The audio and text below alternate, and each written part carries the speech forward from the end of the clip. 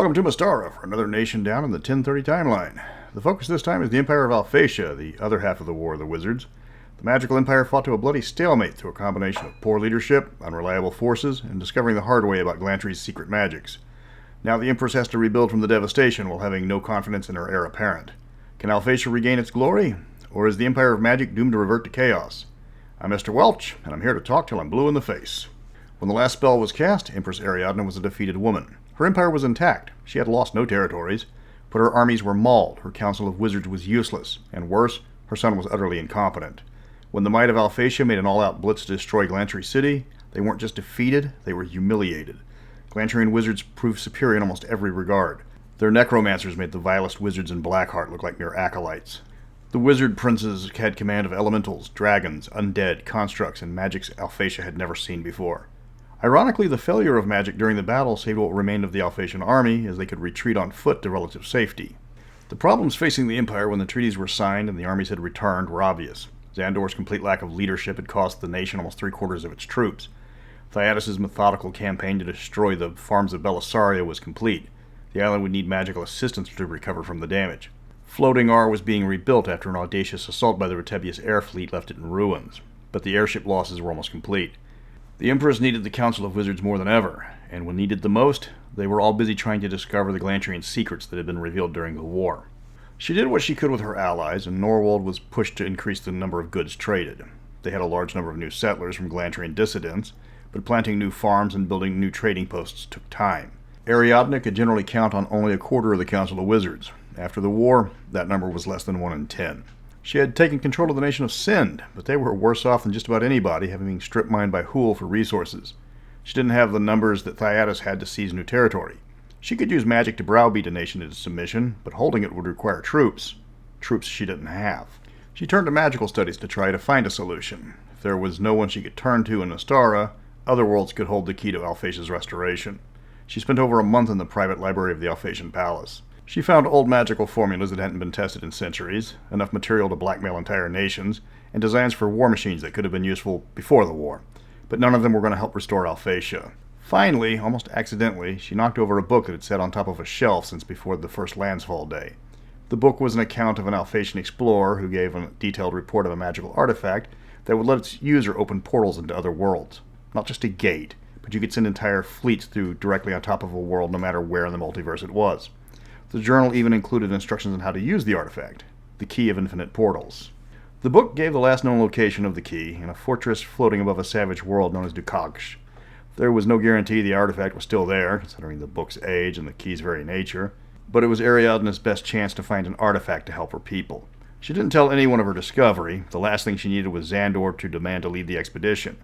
When she was finished learning everything she could, she called for her most reliable follower, Prince Haldimar of Hakan. He was skeptical about the assignment. Finding an ancient artifact was difficult. Finding one that had been lost for thousands of years was nigh impossible. But he had his orders and the Empress's blessing. He prepared the Princess Ark under the guise of a diplomatic mission to Miyashima. None of his crew knew their mission until the Ark cleared the World Shield. This left them with no option but to fulfill the mission. The plan sounded simple. Use a gate spell to travel to the world of Dukaksh, infiltrate the fortress, find the artifact or a clue to its location, then either go to the next place or use the key to return to Alphatia. Haldimar chuckled to himself as how easy the plan sounded compared to what he knew was probably a wild goose chase at best. A few days later, he laughed at how simple the plan was. The Ark arrived over the planet without incident, found it guarded by hundreds of orc spelljammers. Only these were no ordinary orcs. They were a professional army called the Skro, complete with uniforms and well-trained formations. The Princess Ark was able to make its way to the fortress undetected because of its invisibility shield, where Haldimar and his most trusted companions made their way deep into the fortress. In a rousing adventure filled with danger and the most exciting thrills you've ever seen in Mystara, but are far too detailed to explain in a simple video. He acquired the key, much to his surprise. The prince headed straight to his bridge, and following the instructions given to him by the Empress, arranged the pieces of the key in order to return home.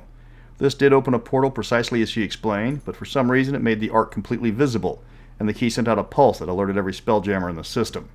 The Princess Ark raced through the portal with dozens of hostile ships in pursuit, even as Haldimar struggled to turn the key off and close the portal. His ship was in danger of flying itself apart as she dodged attacks from her pursuers. Haldimar finally closed the portal and tried to gain his bearings. The fact the ship still had atmosphere around him told him immediately they were not in Mystara space. To his horror, he saw the Ark flying straight at a large fleet of elven spelljammers, alerted to the artifact, and the massive Skrull fleet approaching behind him. The Princess Ark screamed in protest as she dove to avoid the two fleets smashing into each other. It had several ships in pursuit. The key apparently was a beacon after being used. Again, the prince started fiddling with the artifact, trying to find out exactly why it wasn't working. He knew he had arranged the key exactly as instructed. Ariadne made him memorize the pattern before she let him leave her palace. He could hear his boltmen exchanging magical broadsides with the elven ships, and could feel the Ark wince in pain as ballista bolts and elvish spells hit home. He reset the key to the original configuration, and returned it to the pattern he had memorized and activated it again. This time, the Princess Ark transitioned to a place Haldimar knew well, the astral plane. At least here, he could plot a course back to Mystara in safety. Well, at least until he saw the giant elf hovering in space staring right at the Ark. Haldimar immediately tried to remember what kind of creature this was, as elven ships poured through the portal behind him, followed by Skrull spelljammers. Haldimar had heard of these creatures, but had never actually seen one. They were called Gogs, Gobs, Goffs, something like that. Definitely a G word. The elf demanded the key of infinite portals, as it was his rightful property, and Haldimar responded with a sharp turn and an order for flanking speed. The giant elf flew even faster, pulling a giant sword able to cut the Princess Ark in half with a single blow, and he prepared to strike, until an equally giant orc with only one eye slammed into the elf from above. The attack didn't do much harm other than stunning the elf and knocking off his amulet. As it fell to the deck, it shrank to human size in front of Haldimar, but he was too busy adjusting the key to notice while the elf and the one-eyed orc gobs went at it. The Princess Ark disappeared again, this time coming out of the portal above a floating rock skewered by a massive crystal. She came out of the portal dangerously close to the rock, and Haldimar could see a small city surrounding the crystal. He ordered a full stop before they collided, sending many of his men tumbling towards the bow and causing everything not tied down to fly off the Ark towards the city, including the elven amulet. The city surrounded itself with a magic barrier, in which the Ark barely avoided. He saw the giant elf emerge from the portal, now enraged and disheveled, and screaming at the ship to stop. Haldimar adjusted the key quickly this time, trying to make sure he did it exactly as instructed by the Empress. Apparently he did it right as the Princess Ark arrived within feet of its assigned dock in Sunsval, though the crew was startled by a loud thunk coming from the portal where the giant elf should have followed them. While Haldimar was off having fun exploring the cosmos, Ariadne got the news she hadn't expected but was ecstatic to hear. Her youngest son Tridorian a few years ago married a young Betelina's woman named Alara who served at the Alphatian embassy in Thyatis City. She was a commoner without magic, but since Tridorian lacked any magic skills, Ariadne had given her blessing mainly because her son was the royal hostage to prevent war from breaking out, for all the good that did them. The two gave the Empress her first grandchild, a precocious little girl named Araphne. As her granddaughter came from parents without magical skills, Ariadne only thought of her granddaughter as someone she could spoil if Tridorian ever returned to the capital. When she was 5, Araphne accidentally activated her first wand. The child had arcane talent. Ariadne had a new heir. Upon hearing the news, the Empress ordered her grandchild to return immediately to the imperial palace. The official line was to protect the child from Thyacian plots, and so the Empress could spoil her new grandchild. In secret, she told her closest advisors about her plan to name her granddaughter the next Empress. Her inner circle consisted only of her daughter Eldrathilla and her father, the former Emperor Tilion. They trained the child to learn her first spell because a simple cantrip was all she needed to cast to be the next in line to the Alphatian throne. Haldimar arrived days later with the key of infinite portals, and that afternoon, Princess Araphne cast her first spell. Alphatia had a new heir apparent. The Empress knew Prince Zandor would be a problem. Her oldest son did not take setbacks lightly. He nearly burned down his flying castle when Ariadne stripped command of the armies from him during the war. She would give him a private estate where he could collect all the magical toys he was fond of, where he would want for nothing and have every whim catered for the rest of his days if he so chose. But she wasn't a fool and knew her son could be rash. She put up an anti-magic shell before calling for him to prevent him from burning down her study. She explained as gently as she could that Zandor would not be the emperor, that Araphne would rule when Ariadne stepped down whenever that would be. The Empress looked horrified as her son's face turned red from pure rage. She was grateful that she had placed the spell that would keep his spells at bay, and she could call for help from the guards just outside the doors. What she didn't plan for was Zandor choking the life out of her with his bare hands. With the anti-magic field gone, Zandor vaporized his mother's body and wished away the ashes so she could never be resurrected. The guards heard the loud casting, as did Zandor's sister Eldrathilla. She was unprepared for the enraged prince's fury as he turned the palace into an inferno, killing everyone he saw and destroying the journal that contained the instructions to the key of infinite portals.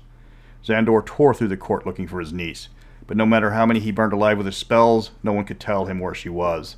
He saw the Princess Ark leaving with all speed and ordered his personal guard to pursue and bring him the head of his supposed rival and the annoying Haldimar. Before his castle could take to the air, the Princess Ark vanished, its invisibility field activated. The Alphatian Civil War took some time to get going. Zandor naturally declared himself emperor as his mother had left to explore the multiverse in her quest for immortality, taking his sister with her. Nobody dared question this proclamation, as asking too many questions risked becoming an ash pile on the floor. Meanwhile, Haldimar went from kingdom to kingdom trying to find supporters for Empress Araphne's claims. This was hard as Zandor was powerful, and most wizards didn't care who was on the throne as long as they were left to their own studies. He found his strongest ally in the most unlikely place. King Corwin of Ne'er-do-Well took over the Alphatian war effort against Thyatis after Zandor was stripped of power. He knew the danger the man possessed and knew he had to be stopped. But Zandor wasn't going to be defeated in the field of battle. Alphatia didn't have much of an army left thanks to the Mad Prince. Zandor's agents were watching the docks of Ne'er-do-Well, expecting Haldimar to seek out the king for assistance. His spies found the Princess Ark through magic and seized the ship, searching every bit of it before reporting back to Zandor that Araphne and Haldimar were nowhere to be found. As soon as this report was sent to the nearby Emperor, Haldimar sent a psychic command from a nearby building to the Skyworm Berilith to kill every one of Zandor's men on the Ark. He could hear her mad cackling as she did this with glee. Zandor needed Araphne dead, but he couldn't find her. With each atrocity he committed in seeking her out, support for her grew. His half-brother Arachal of Norwald had announced his open support for his niece. Zandor added his name to the list of people to be killed. His half-sister Mariella was beneath notice. He considered her an idiot incapable of conspiring against him. His grandfather was a recluse. He couldn't be bothered to come out of his studies even for a civil war. That left Araphne's father, Tridorian, currently the ambassador to Thyatis. Zandor made history by officially becoming the first Alphatian emperor to visit Thyatis City. Despite giving short notice, Emperor Eusebius made a grand spectacle to welcome his counterpart. Zandor pretended to care about the parade given in his honor, waiting for his audience with Eusebius. With the emperor and empress sitting on the throne, Zandor stood before them and rudely demanded the return of Tridorian on charges of sedition and treason unless Tridorian gave up his daughter. Eusebius responded, not bothering to get up, that Tridorian, in his many years living in the Thyacian palace, had bonded with the Torion family. He was the closest thing Eusebius had as a brother, and he was not going to give up a man he considered family to a complete stranger that was obviously deranged. This was an outright lie. Eusebius cared nothing for Tridorian. Zandor knew this. Tridorian knew this. Eusebius knew this. Everyone in the throne room knew this. But no one was going to challenge the emperor. Even Zandor thought better of it, as when he looked around at the reactions of the assembled crowd, every guard, without exception, had their hand on their sword and was staring right at him. Eusebius was terrible at lying, but he was without equal when issuing threats. Meanwhile, at the Karamikos School of Magic in Krakatos, Master Terrari bounced his great-granddaughter on his knee, telling his students embarrassing stories about his daughter. He had taken advantage of the fact that no one knew he was the previous emperor of Alphatia, and nobody in his new adopted home seemed to care about his past. Zandor wouldn't even bother looking at what he considered a primitive backwater kingdom for a missing child. While the emperor flew up and down Alphatia looking for his niece, Terrari taught her new magics and cast spells on her to protect her from scrying. Araphne was a quick learner and seemed to grasp what Terrari told her. She would need a regent, and Terrari would do his best to ensure she would survive long enough to rule on her own. The actual battle for Alphatia didn't occur for months while claimants and their allies sought support. While Zandor searched in vain for the would-be empress, Haldimar and others loyal to Araphne approached those they could trust to gain their support. The civil war started when King Arachal of Norwald openly announced his support for his niece. This resulted in Zandor declaring Lernal the Swill, governor of Landfall and half-brother to Arachal, though on his father's side, no relation to Zandor, king of Norwald. Conflicts broke out over the distant province as the various settlers rallied to one flag or the other. The sudden start of hostilities cascaded through Alphatia as it became in vogue to support Zandor or Araphne. Even if the wizards had no interest in actively taking up arms, flags were set out to show which side had their loyalty, the red spider flag for the child empress, or the purple griffin for the eldest son. As news of battles came in from the field, support for the claimants could change overnight for the mercurial Alphatians. Entire countries started declaring their allegiance, which was often used as an excuse to settle ancient feuds. When Aragonsa declared for Zandor because he represented the old ways, Thrandural declared for Araphne so they could rekindle the lingering animosities between the two peoples. The massive line of fortifications along their border was put to use once more. Similarly, the nation of Bedouin flew Araphne's flag due to her mother hailing from its capital, Citadel. The government of Randall, who despised Thyatis more than any other Alphatian province, declared their support to Zandor. Both nations were known for their military prowess, and they demonstrated this in numerous clashes between the fortresses on their mutual border called the Randall Line. While the Randallian troops were well-trained and provisioned, they lacked the numbers that the Betelines could muster. Zandor moved as many troops from the occupied nation of Sind as he could transport to compensate. This was a mistake he had made numerous times during the war, which led to weakening positions that couldn't afford to spare the troops. Because of the inadequate forces left behind to occupied Sind, that nation reestablished its sovereignty. but at least Randall was able to repulse the Betelinius push. Blackheart supplied all sorts of troops to Zandor's cause, though he didn't ask where they came from, or exactly what they were. Hordes of monsters, undead, and things left undescribed filled the ranks of his troops and brought him great victory for a while. The simple infantry of other nations would flee in terror rather than face the wrath of the innumerous abominations Blackheart fielded, primarily for research into future projects. But Araphne's forces strengthened because of Zandor's arrogance and despotic nature. Haven had the most significant number of influential commoners in the Empire, a status they knew would be stripped from them if Zandor ruled. Their opposition cost Zandor the Alphatian naval fleet and kept much of his forces guarding the Haven wall that separated the capital province of Vertalocht and Haven. Floating R was quick to side with Araphne, being the homeland of Prince Haldimar. Their fleet of airships was not completely rebuilt, but they had sufficient numbers to threaten Zandor's forces across the continent. Many Blackheart abominations were sent north to deal with Floating R, but the airships easily held them at a distance. The war waxed and waned for months as only the forces with a personal stake in the fight kept up campaigns against their rivals. Zandor acted as emperor during this time from the palace in Sunsval, occasionally choosing to send orders to his armies and other times indulging in lavish parties for the nobles that lauded him as the rightful ruler, in hopes of future boons. He constantly sent messengers to Emperor Eusebius demanding the return of Tridorian, at least until Eusebius personally wrote back, asking the next messenger to waste his time to be first trained in the net and trident. While the battles in the war were every day, losses were surprisingly low. Often two armies met on the battlefield, and the wizards would lob spells at each other until one teleported away defeated, then their army would abandon the fight. Between the nations that joined because of old grudges, neither tried to invade each other because of the vast defenses built in the past specifically for situations like this. Castles bristling with troops would stare across a no-man's land in another castle at the other side of the border, also bristling with troops. Any attempt to attack a rival fortress would be obliterated by magic and siege weapons before they reached the halfway mark. Haldimar forced Zandor's hand by taking the fight directly to Sunsval. In the early hours of the 13th of Solomar, formerly the celebration of Empress Ariadne's birthday, the Princess Ark and half a dozen airships brazenly came out of the clouds over the palace and began firing on enemy positions. Zandor's flying castle engaged the fleet, which reformed into battle lines against it. For 2 hours, a pair of airships were blown from the sky, but the Ark and other airships eventually boarded the castle. But finally, the boarders secured Zandor's most prized possession. The Emperor couldn't be bothered to defend it as he had teleported away when Haldimar and his most capable officers landed in the palace to end the war in one fell swoop. Zandor relocated to his home province of Aquis to avoid further attacks. Haldimar might have control of the skies, but Aquis was under the sea. He locked down the city of Seashield, not allowing anyone to enter without the eldest son's permission. While there, he received news that Norwald was lost. Lernal didn't have the troops necessary to defeat Erekal, so he turned to the Heldonic Knights for assistance. The Knights won several battles until Erekal's combined army pushed them back to Lansfall.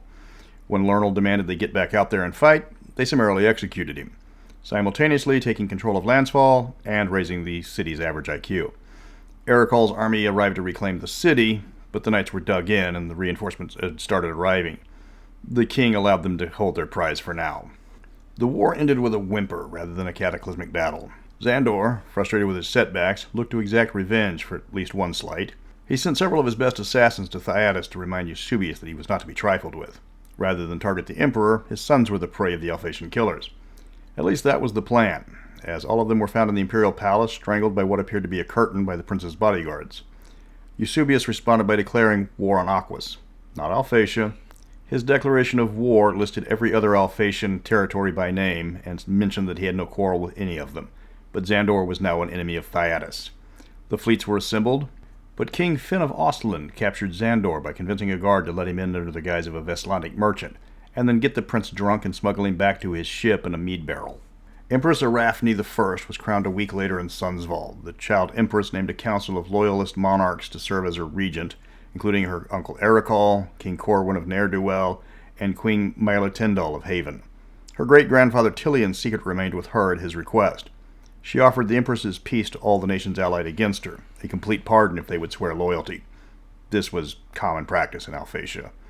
Most did almost immediately, seeing no point in continuing the war. Blackheart was the last to do so, agreeing just minutes before the offer expired.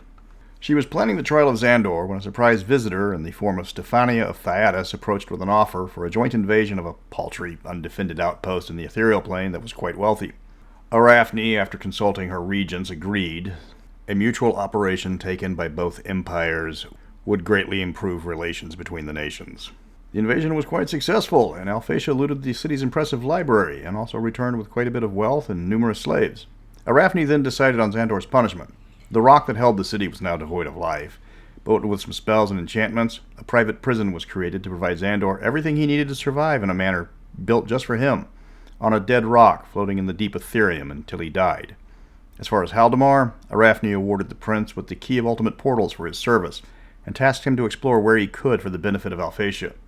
Besides, he was the only man alive that knew how it worked. Thus concludes the fate of Alphatia. Where Thyatis expanded its reach globally, the Wizard Empire had to settle old scores lingering in a land prone to breaking out in civil war if not under a firm hand. Which explains all the various fortifications found all over the map in the middle of the map.